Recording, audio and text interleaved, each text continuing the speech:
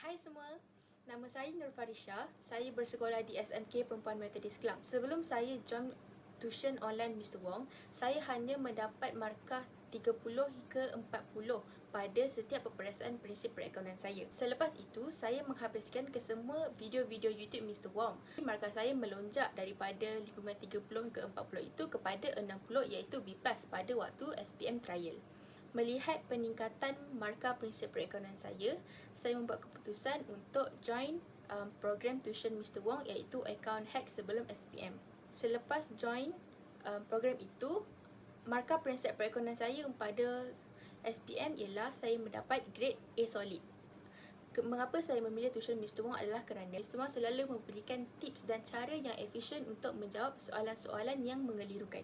Bukan itu sahaja, Mr. Wong juga selalu memberikan perhatian kepada setiap soalan-soalan yang ditanyakan oleh pelajar dan menjawabnya dengan satu persatu. Jadi, kepada batch 08 atau batch-batch yang lain yang masih ragu-ragu untuk join kelas akaun Mr. Wong, jangan tunggu lama dan register kelas Mr. Wong sekarang.